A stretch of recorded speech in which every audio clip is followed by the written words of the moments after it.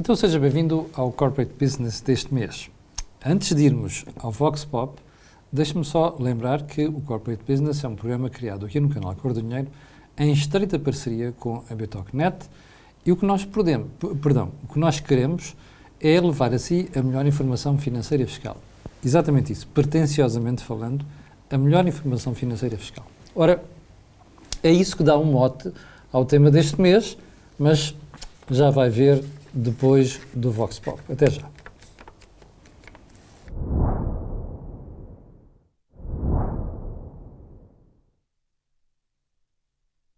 Ora, bom dia.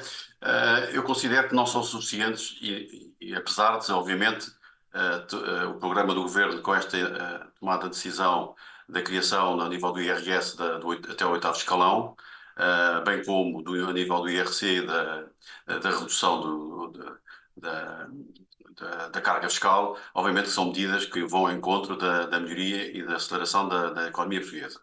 Não nos podemos esquecer é que isto foram medidas, para meu ver, são medidas que foram tomadas num programa do Governo, numas eleições, em que são aquelas que têm mais impacto nas famílias e nas pessoas que estão, neste caso, nos eleitores, a analisar. E, portanto, são medidas que entendo que tenham sido feitas, mas são para mim, insuficientes. Diria que há dois pilares que são fundamentais para que a economia possa acelerar, mas que normalmente são aqueles que têm mais dificuldade os governos a implementar, que têm a ver com a educação e a justiça. Estas duas áreas são áreas que, no curto prazo, têm que se tomar medidas urgentes, porque elas demoram a ser implementadas, normalmente não são muito apetecíveis pelos governos, porque normalmente nos seus períodos de eleição ou nos períodos dos seus mandatos já não vão ver esses resultados, mas eu considero que o país, para poder acelerar de uma forma estruturada, tem que ter rapidamente medidas nestes dois pilares. Eu deixava mais uma nota que penso que é importante, que tem a ver com os programas que foram mencionados a quando do Covid e pós-Covid, programas de incentivos e apoios, nomeadamente às micros e pequenas empresas. Não nos podemos esquecer que são estas que trazem a riqueza nacional e, obviamente, o maior número de postos de trabalho. Foram prometidos apoios e incentivos, e essas linhas não só continuam por abrir, como aquelas que abriram continuam com prazo de resposta muito tardios, o que faz com que esta aceleração não aconteça por esta via, que considero ser, neste momento, a ferramenta ou a matéria que poderia trazer resultados mais rapidamente à economia portuguesa e à sua aceleração. O mote está dado. O tema é impostos, e é impostos na perspectiva das sugestões de programas eleitorais, e neste caso o programa do Governo, que foram divulgadas nas últimas 2 semanas. E agora a questão é esta. Qual das duas é mais importante, IRS ou IRC? Nós estamos num programa essencialmente destinado a empresas. Vamos começar primeiro pela parte do IRC e depois daremos um salto ao IRS, até para perceber outra coisa. Se estas alterações são mesmo cruciais, são importantes, podem funcionar de alguma forma como uma medida estrutural, ou estamos apenas aqui a fazer eleitoralismo para ganhar as próximas eleições? José Pedro Farinha, ficaste satisfeito ou ficaste entusiasmado com as propostas que o programa do Governo trouxe? Um bocadinho, então. Obrigado por estarem connosco. Camilo, fiquei um bocadinho entusiasmado porque acho que temos um bom sinal com a redução do IRC.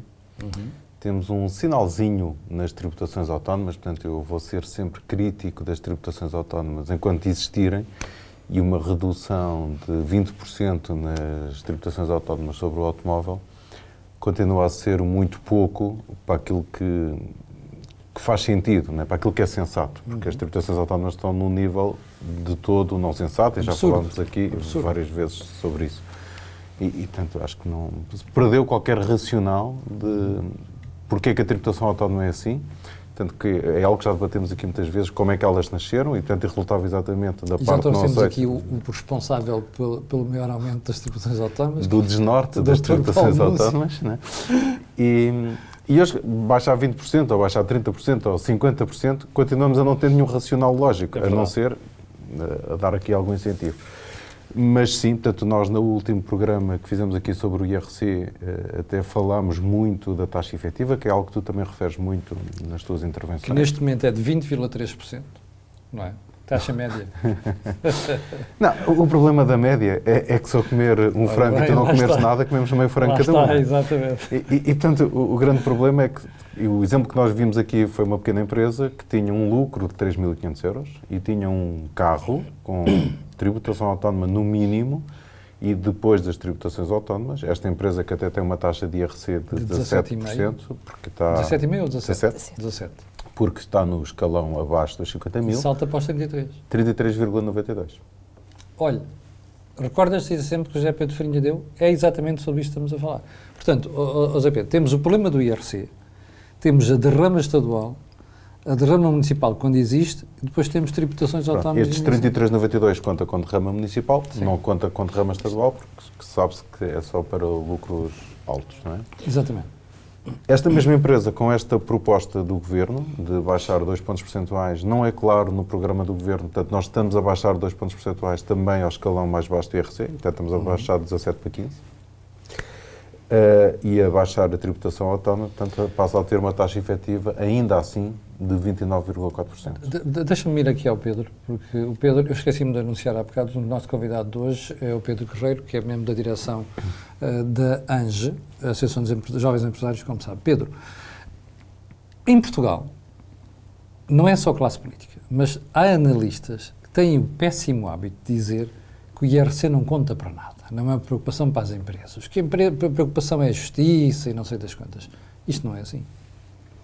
De facto, não. Antes de mais, muito obrigado pelo convite, que estou aqui com muito gosto.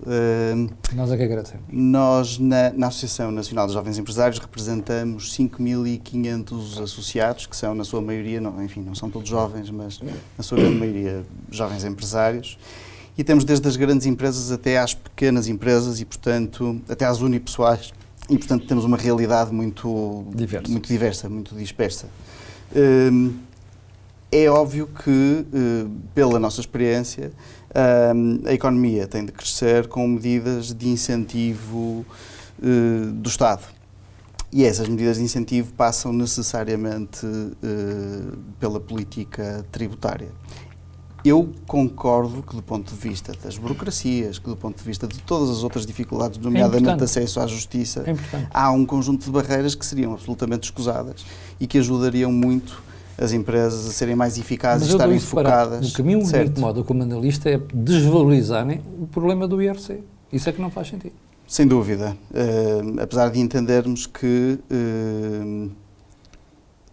as empresas têm a obrigação de pagar impostos, de contribuir para a sociedade, de devolver à sociedade aquilo que a sociedade lhes dá. Ou 33,9, que é uma pequena empresa, como deu o exemplo do José Pedro deu, isto é um exagero. O meu ponto e onde eu queria chegar é exatamente esse. Portanto, sem perder essa responsabilidade, é fundamental que a competitividade das empresas não seja coatada pela pressão tributária.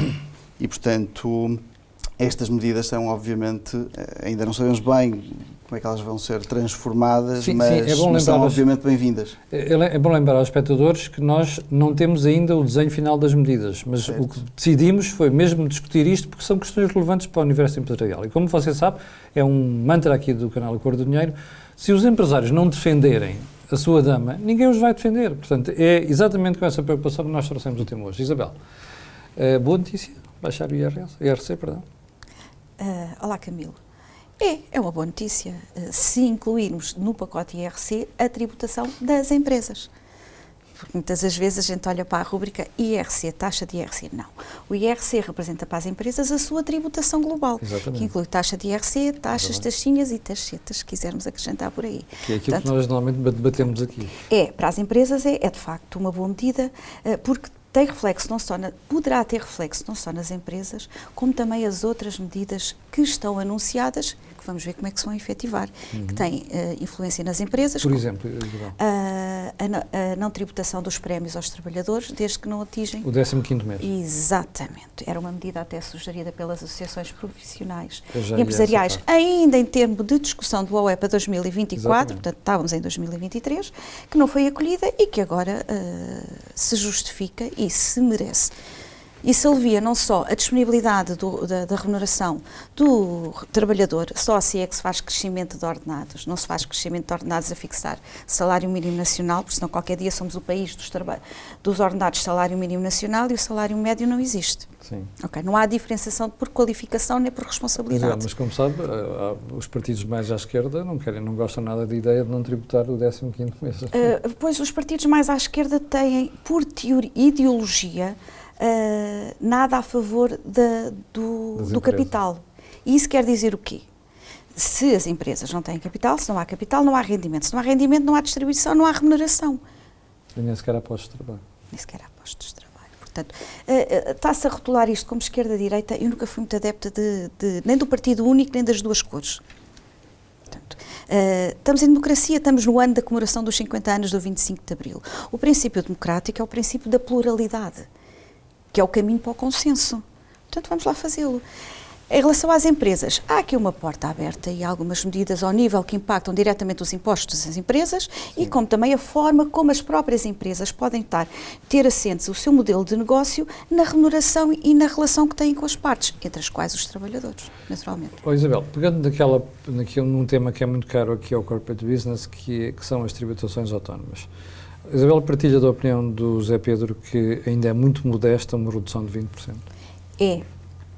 Partilho e sou, em teoria, contra as tributações autónomas, sou defensora do lucro real, portanto, jamais poderia que é uma matéria ser, que nós discutimos aqui bastantes vezes, ser defensora da tributação da despesa. Então, nós defendemos a tributação do rendimento. Como é que podemos defender a tributação da despesa?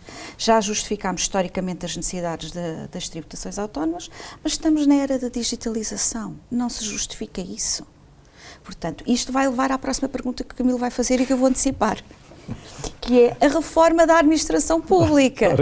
Tudo isto para correr bem, quer ao nível das empresas e depois já vamos ver ao nível dos particulares, do IRS. Há uma coisa que é pedra basilar que tem que ser feita e há muito necessária, mais que o aeroporto. Então, Isabel vai cair na ira dos empresários da hotelaria e do turismo. Nada disso. Eu sou adepta do turismo e contribuo largamente para o desenvolvimento do setor. Então explique lá porque é que é mais importante que o aeroporto. Uma razão muito simples. O Camilo leu o relatório preparatório do Tribunal de Contas à auditoria da Conta Geral do Estado para 2023? Não. O Governo respondeu, em direito de contraditório, sim, que isso só seria disponível para 2026. E quando se diz Governo, não é o atual, é o anterior. Foi o anterior. 2026? 2026. Porquê? Vou dizer direitinho, que é para não enganar ninguém. Tribunal de Contas, relatório preparatório à Conta Geral do Estado 2023. Se quiser, disponibilizamos o link para quem nos acompanha possa seguir. A ausência de condições indispensáveis à apresentação das contas, sim, de gestão orçamental, nos termos do artigo 66 da Lei de Execução Orçamental. Portanto, a ausência. Porquê? Não se cumpre com o SNCAP na plenitude de todas. Há entidades que sim, outras não. Mas na Conta Geral nem todas seguem a regra. A SNC é aplicada à administração pública. Exatamente. É o sistema de normalização contabilística para a administração pública. A posição assumida pelo Ministro das Finanças, quer pela DGO, Direção-Geral do Orçamento, lá atrás, no âmbito das respectivas responsabilidades, que apenas se reportará ao ano 2026. Portanto, não há condições para 2023. A inexistência de um conjunto completo de demonstrações financeiras e orçamentais consolidadas de subsetores. Ora, se isto não é o não controle da despesa, como é que podemos estar a discutir receita? Sim. Zé Pedro, obviamente este debate é um debate muito político, porque primeiro são propostas, segundo porque dividem ideologicamente as várias forças partidárias, mas o que já está a ver neste momento, depois da polémica do IRS, aliás, se é 1.500 ou outra coisa qualquer, apareceram logo alguns partidos a dizer, e não só partidos, até jornalistas e analistas, que então o grande desagravamento vai ser no IRC, não no IRS. Vamos explicar aos espectadores porque é que é importante baixar. E até apareceu, no seguimento disso, a crítica de que o desagravamento é nas grandes empresas. Exatamente. É errado. É para todos. E as grandes empresas já tinham uma taxa efetiva mais perto da taxa nominal. Porque está mais diluído. não é? Portanto, eu trouxe aqui um exemplo de uma empresa que tem um lucro de 350 mil euros. Vimos há bocadinho uma que tinha 3.500. Portanto, Sim. esta empresa, com 350 mil euros e taxas de tributação autónoma mais altas, portanto, tem um maior lucro, tem carros melhorzinhos, portanto, pus no escalão intermédio, e tinha, com as regras atuais, uma taxa efetiva de 25%, a comparar com 33% da pequena empresa. Com o desagravamento, portanto, baixando para 19% e baixando a tributação autónoma nos 20% propostos, esta taxa efetiva já vai para 22,5%. Se chegarmos à meta que o Governo propõe, vai baixar para 17,28%, que está muito perto dos 15%, ou seja, ela já era perto a taxa nominal versus a taxa efetiva e vai se manter perto. Este desagravamento acontece porque acontece para todos, mas nas micro e pequenas empresas o desagravamento é maior. Porquê? Porque sofrem mais com as tributações autónomas. Até porque têm mesmo menos mecanismos para pensar, infelizmente, como contornar as tributações autónomas. Esse ponto é um ponto muito importante, porque de facto, como tu dizes, a conversa é sempre, nomeadamente os partidos, é sempre que querem beneficiar os grandes grupos económicos, aqueles que ganham muito dinheiro e diabo 4. E percebe-se pelos números que não é assim. As não é assim. Empresas... E depois resta-nos aquela pergunta que é: quem é que cria a riqueza no país? Exatamente. Quem é que cria postos de trabalho? Quem é que atrai turistas para cá, que é o que mais temos para vender, por isso é que queremos um aeroporto, etc. Portanto, quem cria riqueza são as grandes empresas, que até ajudam a que as pequenas e microempresas também cresçam, vendendo serviços e produtos às grandes empresas. Tanto que hoje fala-se em temas que só afetam as grandes empresas, como a sustentabilidade, etc., que não é verdade. Hoje, quem quiser estar na cadeia de valor e trabalhar com as grandes empresas, também tem que evoluir nesses aspectos. E, portanto, as grandes empresas continuam a ser o motor de tudo isto.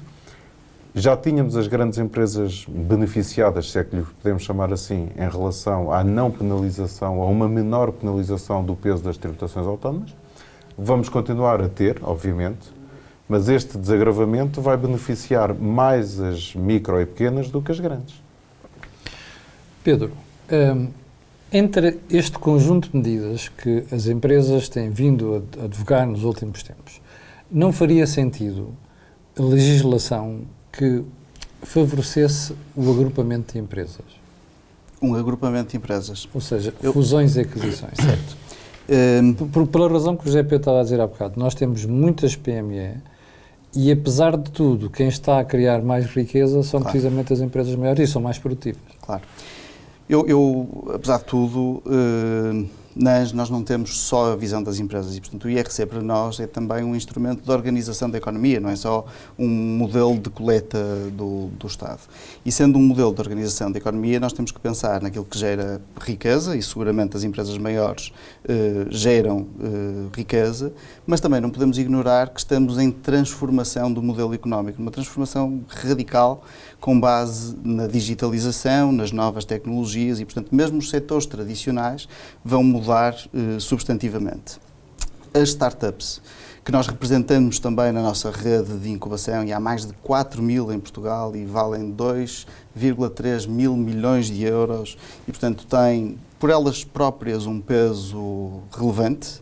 As startups são muito dinâmicas e muito capazes de, mais do que as grandes empresas, se adaptar à nova economia. E, portanto, na nossa opinião, elas deviam ser protegidas também, deviam ser particularmente protegidas quando trabalharem áreas tecnológicas da nova economia e quando essas áreas forem aplicadas às indústrias tradicionais.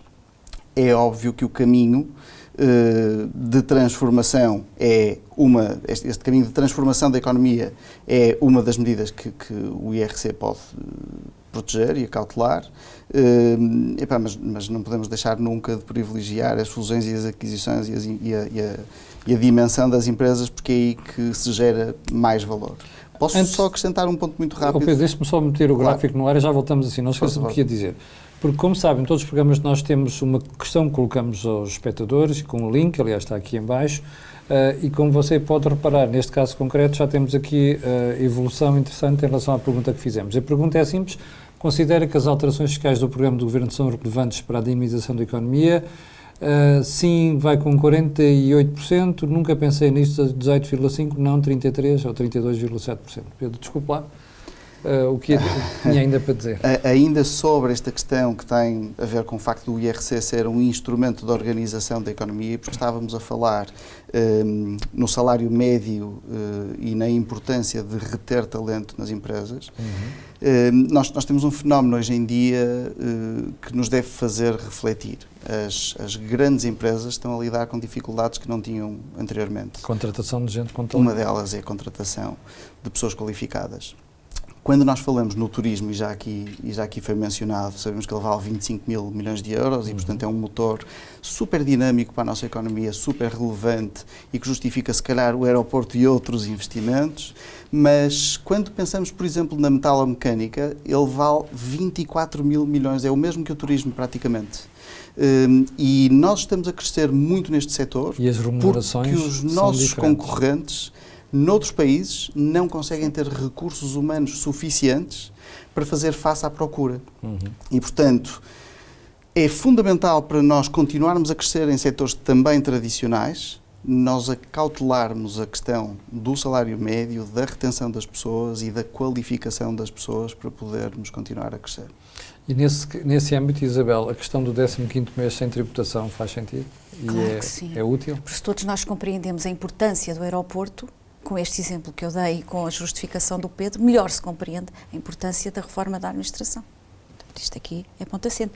De facto, se queremos produzir internamente e fazer crescer a produção interna, ela também se faz pelo crescimento da remuneração, porque vai impactar depois. Aliás, é estranho que depois de haver tanta gente na campanha eleitoral dizer que os salários deviam subir, não se queira favorecer uma excelente forma de subir salários, que é o 15º mês sem tributação. O 15º mês sem tributação, sem prémios. E outra coisa, das contas da administração pública menos controladas, ou aquelas que necessitam de uma maior intervenção, é precisamente a sustentabilidade da segurança social. O modelo já não resulta há muitos anos. Estamos a adiar o quê? Não pode ser assim. E estamos a onerar as empresas. Porque qual é a tributação da Segurança Social das empresas? Camilo contrata um trabalhador, paga-lhe 1.000 euros. 23,75, paga a empresa, 11% paga o trabalhador. O Estado vai buscar quanto sobre os 1.000 euros? Diga-me lá outra vez que eu não ouvi. 23,75. A Isabel passou a pivô do programa. 23,75 da empresa e 11% do trabalhador. Por cada mão de obra, por cada empresa que contrata e abre um posto de trabalho, o Estado agradece. Então, tem ali à cabeça garantida só da Segurança Social quase um quarto da remuneração. Exatamente. Isto é brutal. Zé Pedro, concordas em relação à questão de tributação do 15º mês? Concordo. Acho pouco. Acho que devia ser 2 meses.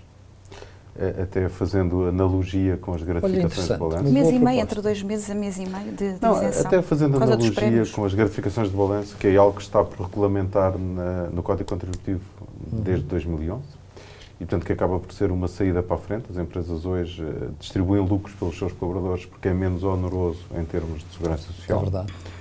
Mas os órgãos sociais das empresas têm um limite de 2 salários. Eu até, por analogia, achava que estes prémios de produtividade, no fundo o 15º mês deviam ir até aos 2 meses. Deviam ir até aos 2 meses, porque até pegando o que a Isabel disse, o Estado não vai só buscar 34,75 para a Segurança Social, vai buscar também o IRS, não é tão pouco quanto isso. Não é?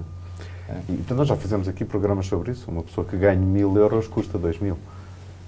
E isso é uma conta que é importante. Entre com segurança social e impostos. Portanto, é muito fácil dizer que tem que se aumentar os salários, é muito fácil impor um salário mínimo, como a Isabel dizia há pouco, não esquecendo que o salário mínimo vai empurrar todos os outros para cima, não toda a gente vai ganhar o salário mínimo, mas isso coleta logo encargos acrescidos para a empresa. E, portanto, estas medidas parecem medidas muito interessantes. Não de aumentar o salário nominal, digamos assim, mas sim de aumentar aquilo que as pessoas levam para casa. E no fim do dia isso é muito importante para reter talento. Não é? Pedro, vocês são favoráveis à ideia do 15º mês sem tributação? Sim, porque é uma dessas medidas que contribui para reter talento e que permite às empresas serem mais competitivas no panorama internacional. E, aliás, nós já tínhamos feito propostas nesse sentido desde há vários anos até agora. E o que é que acha da ideia do José Pedro Farinha? 2 meses, e não 1 mês. Parece muito bem. Fica Anjo com o encargo de pressionar o Governo para adotar uma medida Temos feito dessa. muitas vezes. Nós não gostamos de fazer essa pressão de forma pública, nem é o nosso papel. Mas deviam, Sim, Pedro. Eu sou não- defensor de que isto deve ser tudo transparente. Sim, eu concordo um bocadinho para que às vezes as cores partidárias não importam tanto, pá, importa ter ideias, apresentá-las, É óbvio. pá, e apresentá-las da forma mais eficaz possível. E Portanto, mais nós- técnica possível. E que é nós, para não e nós dizer nós que tentamos fazer isso, sim. há um problema ideológico por trás Sim. daquilo tudo. Sim. Pois, Abel, que no fim de contas o que nós estamos aqui a falar são questões técnicas, não tem nada a ver com ideologia. Claro. Não é? E isso é que é importante realçar. Pronto, esta polémica das taxas marginais, da variação dos 0,5 e dos 0,3. Pronto, a malta às vezes Está a falar do IRS agora, Estou a falar da proposta do IRS. É. Tínhamos que chegar a ela, não é verdade? Atenção que vai haver novidades sexta-feira, segundo os anúncios verdade, da comunicação é social, portanto, aquilo são cálculos provisórios, tendo em conta o seguinte, a variação anunciada no programa do Governo entre 0,5% e 3% face às taxas de 2023.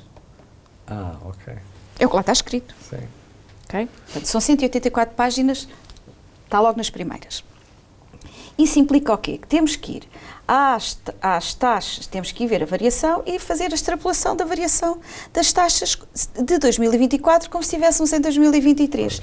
Isto em termos líquidos, e eu fiz aqui cálculos, quer utilizando o 0,5 de variação, quer o limite dos 3%.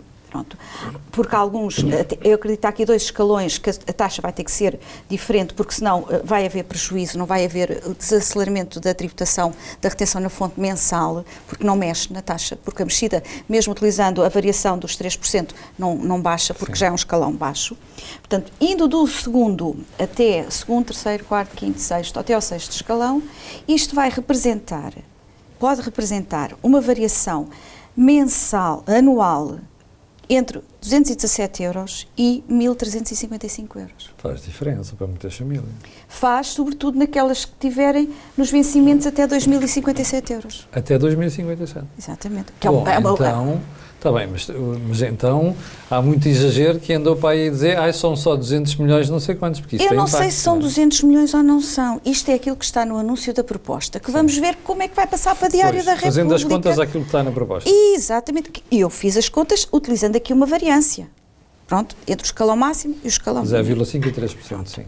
Isto quer dizer, agora não nos podemos esquecer de outra coisa, que é, isto são as tabelas de retenção mensal. Mas a taxa de retenção anual não está nas tabelas mensais.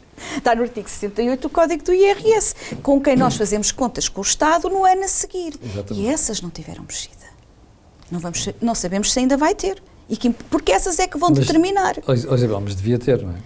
Eu, se calhar, nem começava pela taxa, começava por corrigir uma coisa que desde 2015 que foi implementada que não mexeu, que é o teto das despesas gerais de 250 euros.